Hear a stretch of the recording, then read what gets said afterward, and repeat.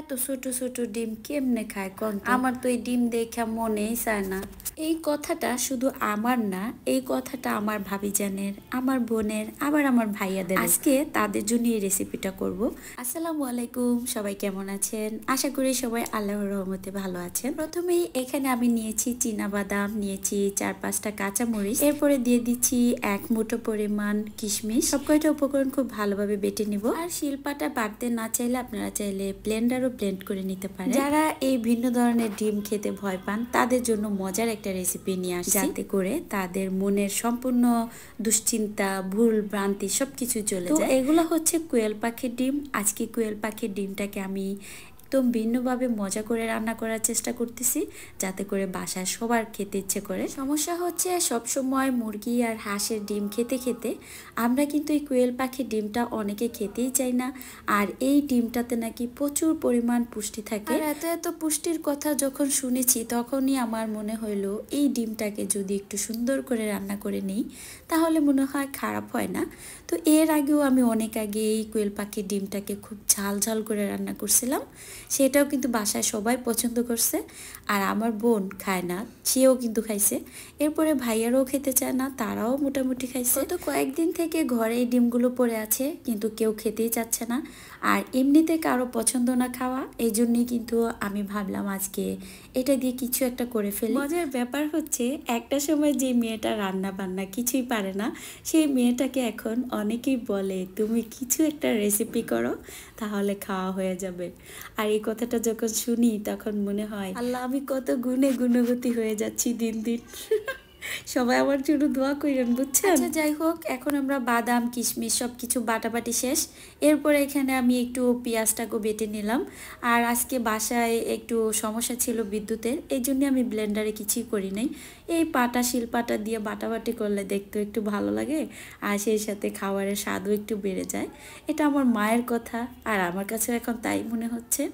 তো যাই হোক, পেঁয়াজটাকেও আমি পেস্ট করে নিয়েছি। এরপরে এই যে দেখতে পাচ্ছেন কোয়েল পাখির ডিম। তো এখানে খুবই অল্প পরিমাণের ডিম, সেগুলো আবার দেখে কেউ ভাইবেন না এত অল্প ডিম আপু রান্না করতেছেন। আরে আপনি এগুলোই তো কেউ খাইতে চায় না, কি আর করা।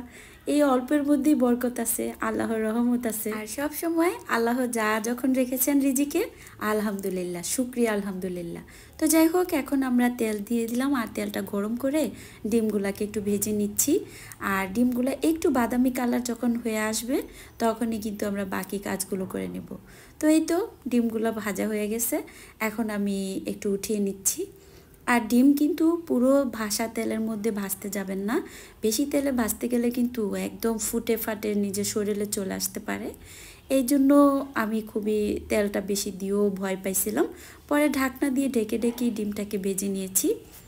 যাই হোক, এখন আমি কিছু পেঁয়াজ ব্রেস্তা করে নিলাম এই ফাঁকে। আর এখন দিয়ে দিলাম গরম মশলা, যেমন এলাচ, দারচিনি, এরপরে 2-3টা লবঙ্গ, এগুলো দিয়ে একটু ভালো করে তেলের সাথে নেড়ে নিয়েছি, যাতে করে খুব সুন্দর একটা ফ্লেভার ছড়ায়। অবশ্যই তেলে দিলেই কিন্তু ফ্লেভারটা ছড়াবে। এরপরে দিয়ে দিলাম পেঁয়াজ বাটাগুলো দিয়ে আরও কিছুক্ষণ আমরা খুব ভালোভাবে এগুলাকে একটু মশলার সাথে কষিয়ে নিচ্ছি।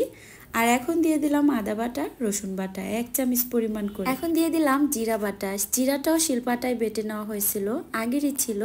আর 1 চামচ পরিমাণ দিলাম লাল মরিচের গুঁড়ো।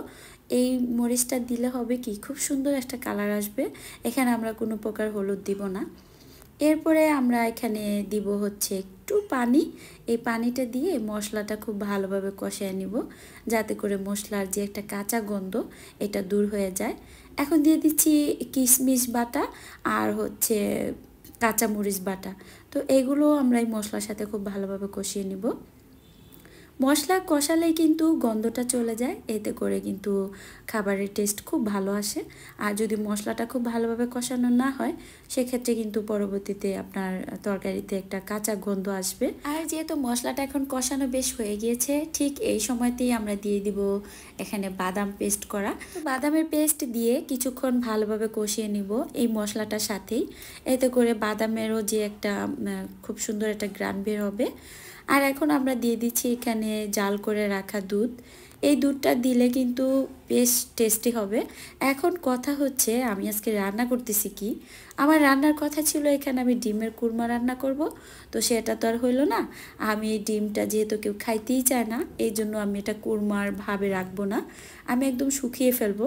এখন দিয়ে দিলাম ভাজা জিরা গুঁড়া আর ধনিয়া গুঁড়া, দুইটা একসাথেই গুঁড়া করা ছিল, তো সেখান থেকে 1 চামচ পরিমাণ দিয়ে এখন ডিমটা দিয়ে খুব ভালোভাবে নেড়ে চেড়ে কষায় রান্না করে নিব। আর যারা ডিমের কুরমাটা খেতে চান তারা চাইলে এই পর্যায়ে সামান্য একটু পরিমাণে আর সাথে একটু ঘি দিয়ে দিলেই খুব সুন্দর একটা ফ্লেভার হবে। আর তরকারিটা নামায় নিলেই হবে, বাস ডিমের কুরমা রান্না হয়ে গেল। এখানে একটু খেয়ে দেখলাম যে লবণ কম হয়েছে, তারপর একটু লবণ দিলাম। লবণটা দিয়ে আরো কিছুক্ষণ আমরা রান্না করে নিয়েছি, আর দেখতে পাচ্ছেন ঝোলটা প্রায় শুকিয়ে গেছে। এই পর্যায়ে দিয়ে দিলাম পেঁয়াজের ব্রেস্তা। পেঁয়াজের ব্রেস্তাটা দিলে কিন্তু বেশ ভালোই লাগে। পেঁয়াজের ব্রেস্তাটা দিয়ে আমি আরো এগুলাকে শুকিয়ে নিব।